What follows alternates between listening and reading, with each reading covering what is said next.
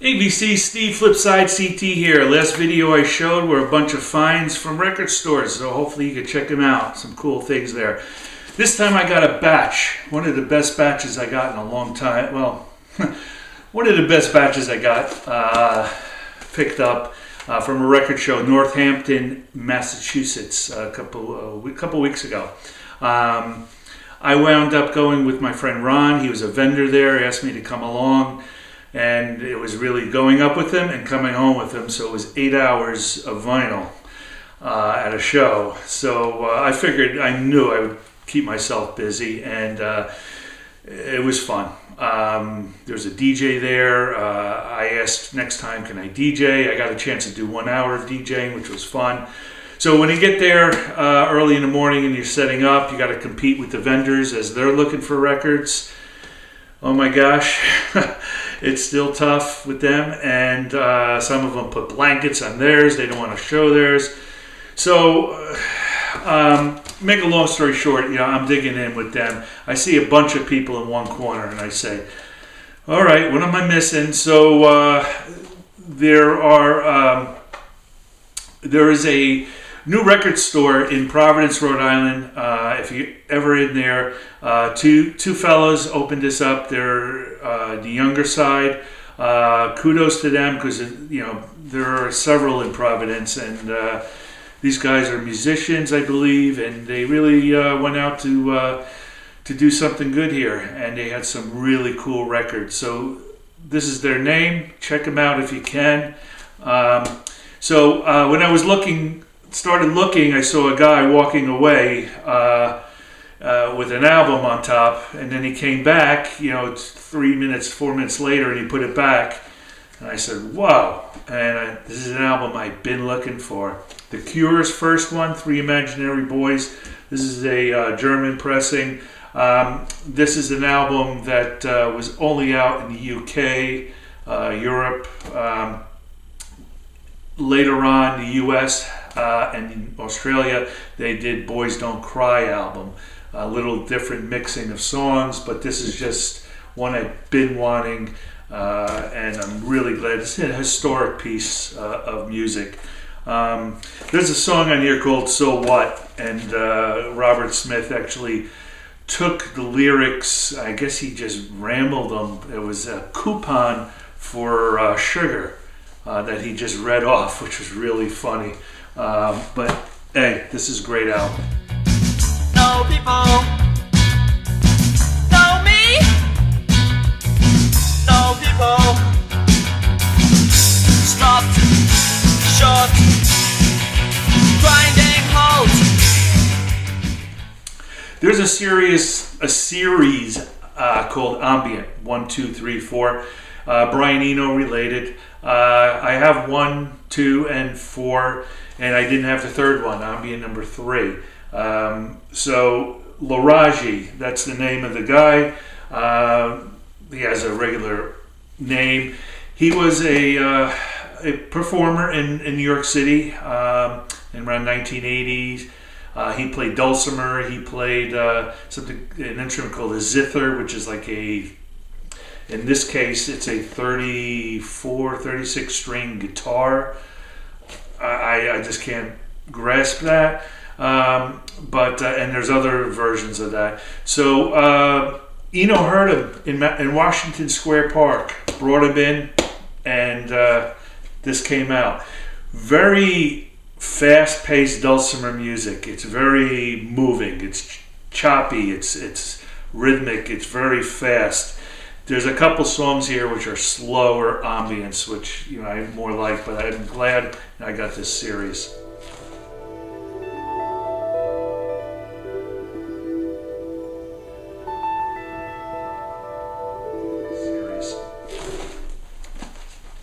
So I was talking to another friend a while ago about young artists and how they started as teenagers, like Stevie Winwood, Mick Taylor, one or two more.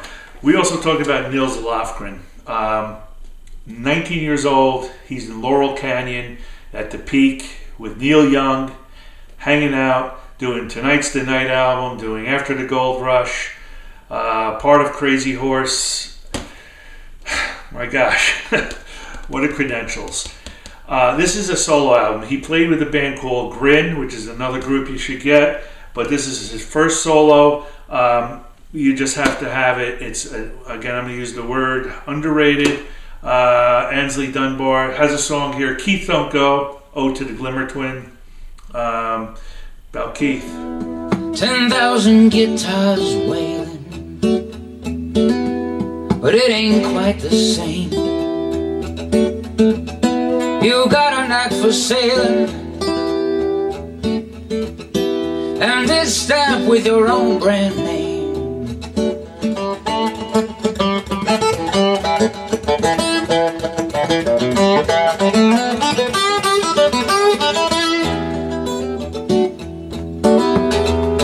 Keith, don't go. And Keith, don't you go.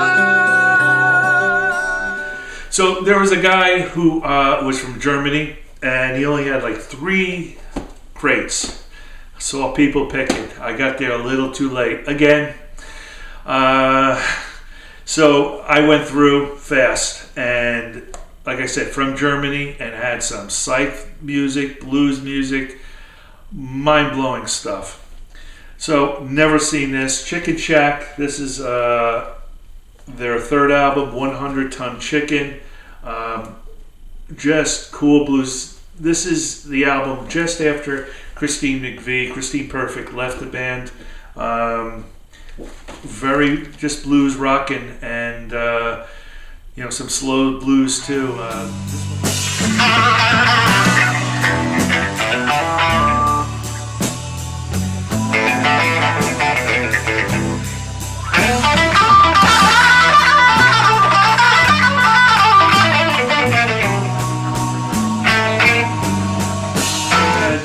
Been wanting to find, and I was not lucky through several shows to get any Amandul 2, but he had it. German pressing here. Lemming Mania, I think this is from '74, a comp album, just what I needed.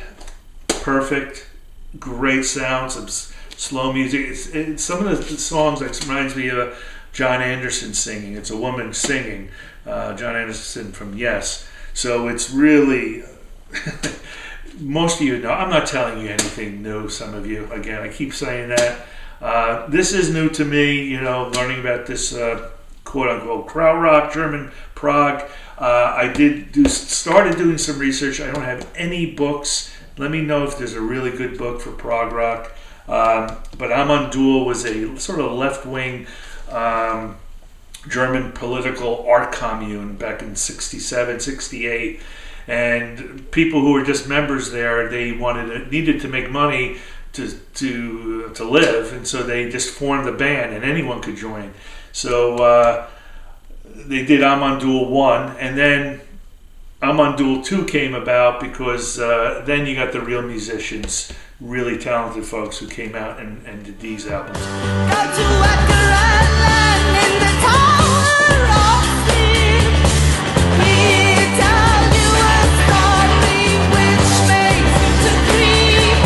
The echo of the night.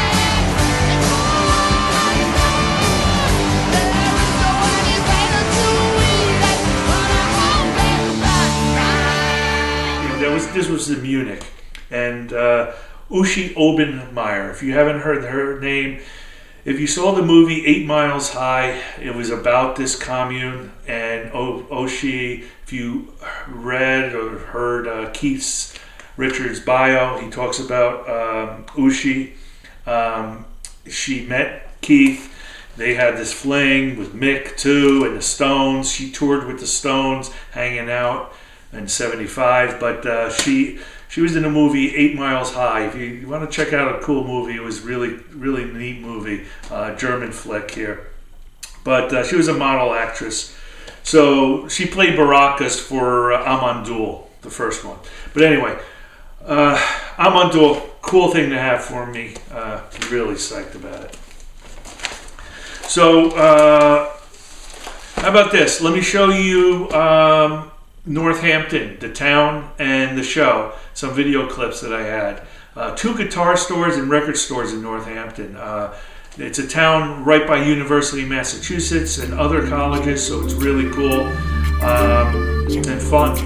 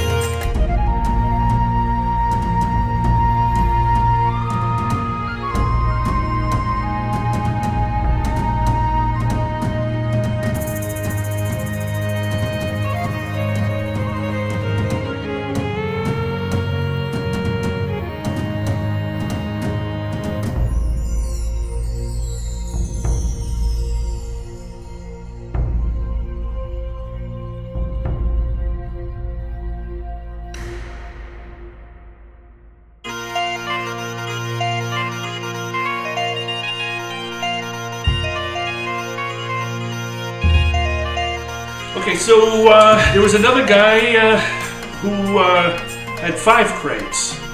60% of the albums there were like, oh my god, oh my goodness. So I wound up getting a pile. Only could take 3 of them from him. J.J. Cale, Tulsa, whatever you want to call it, Tulsa Blues, Tulsa Sound, mixture of country, jazz, rockabilly, blues. His voice is mesmerizing. I know a lot of you don't know him. A lot of you do know him, but this is 1979. Influenced so many folks. Really cool album to have. Link Wray, this is 1971, an album he did with his brother. He didn't sell a lot with this album. He didn't care one bit. He had fun, and he loved every minute of it. There was a 3-track recording machine. They converted a chicken shack and played in it. And this album is just blues, folk, she's gospel, country. It's Americana. Very simple sound, and really glad I got this. This is one that has been on my list, and I know a lot of people have shown it.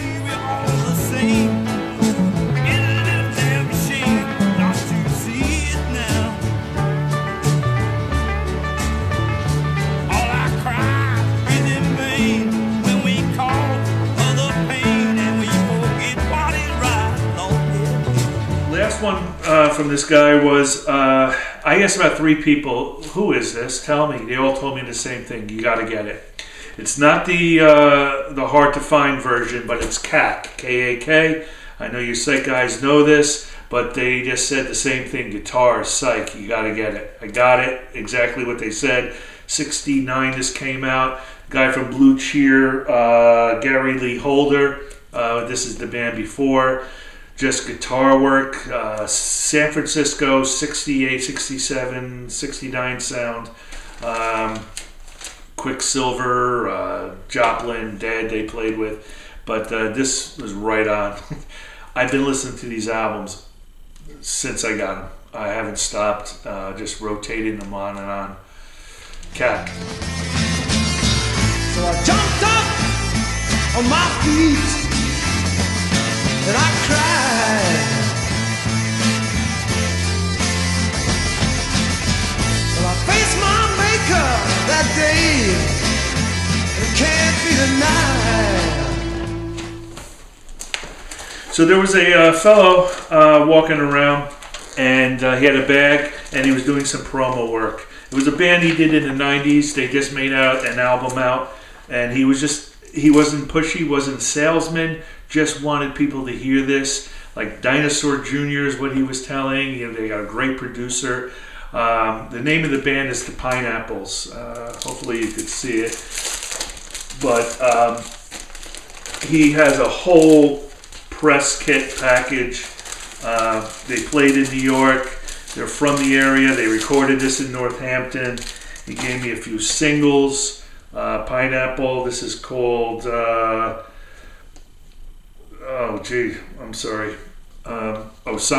Summer Green.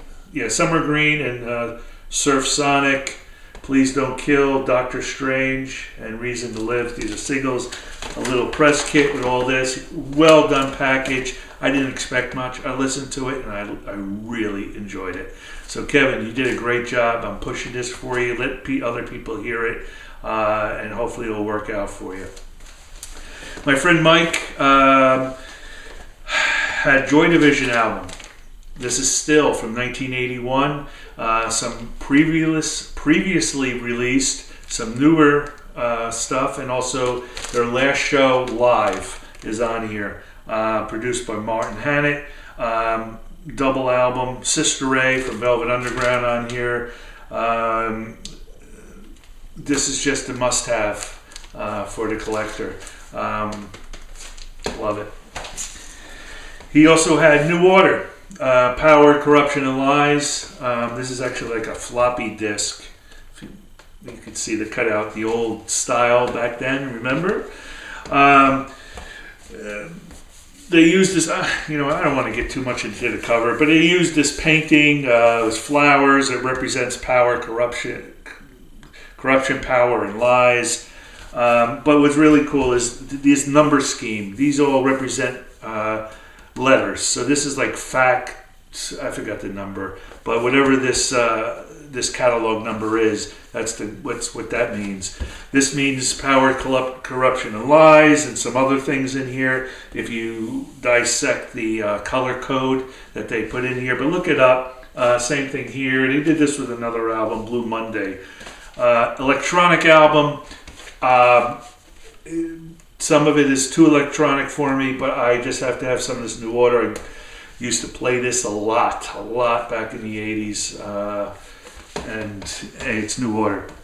Okay, so we were talking, Mike and I, my friend, and I was asking him about a particular person in the band he was with, and he said, "Hey, I'm reading his book," and I said, "I would love to hear his early music." And he showed me something, and he showed me an album, and this was on the back of it. And so I'm looking, and I see Charles Musselwhite. Wow. I see Jamie R. Robertson. I see Mark Levon Helm, Mike Bloomfield, Jimmy Lewis, Eric Hudson. Jamie R. Robertson is Robbie Robertson. Levon Helm, Eric Hudson is Garth Hudson, and Michael Bloomfield on piano. So, John Hammond's album from 1965, So Many Roads. Can I judge a woman bound looking at a man? Can't judge a mother bound looking at the daughter. Can't judge a book bound looking at the cover. Oh, can't you see? Oh, you misjudge me. I knew Dylan really well when he first came to New York, and he went to my recording sessions, I went to his, and Aren't you the guy who recommended the band Cats to him? I introduced them to Bob at the 1964, the So Many Roads album that I made for Vanguard. And the next thing I knew, they were his band. And how did that intro happen? In New York City, on 14th Street. And you just thought this would be a good... Anybody that heard these guys would flip out, you know. I mean, I didn't want them to be my band or anything. They were their own band, Levon and the Hawks. They had been Ronnie Hawkins' backup band in Toronto, and they made tours down to, you know, the Jersey Shore, played at clubs like Tony Mart and stuff, you know. It was, and then Joey D's Starlighter Lounge and the Broadway area. I mean, these were characters, really cool guys. And so anyway, I feel like I had a little something to do with Bob getting together with them. Right. No, that's what it sounds like. Well, who do you know? Who do you know?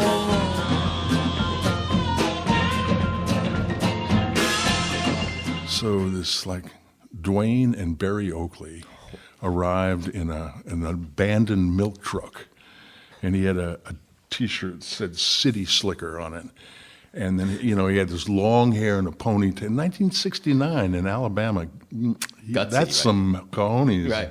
And he was fearless, and so we played some stuff, and I had my National steel guitar, and he says, "Oh, you know that Taj Mahal song, Statesboro Blues?" I said, "Wait a minute."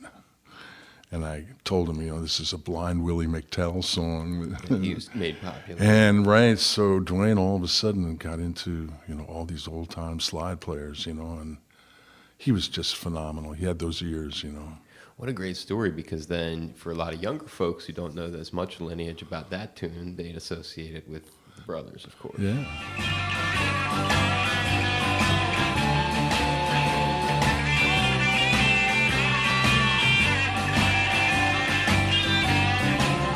Well, I'm running down to the station. Catch that old fastest train I see. Running down to the station. So Many Roads. Talked about John Hammond. I wanted to talk a lot about this. I don't have much time to. There's some great history. He jammed with Levon and the Hawks after they left Ronnie Hawkins, the band. He jammed with them. He says, "I got to have you guys on my album." Got Mike Bloomfield. Rick Danko couldn't play on this because the record company wanted someone else, but unbelievable. I was blown away with this. 1965. People said he overdid the vocals, singing. A lot of people say, like me, that it was just his energy in the studio, that he just loved it. John Hammond plays his ass off. 34 albums, and this is definitely one, if you're into the blues and really cool music, gotta have. Thank you all. That's about it. I really hope you enjoyed that, and I will see you soon. I'll see you soon, yeah. Know what I'm talking about? Keep on low.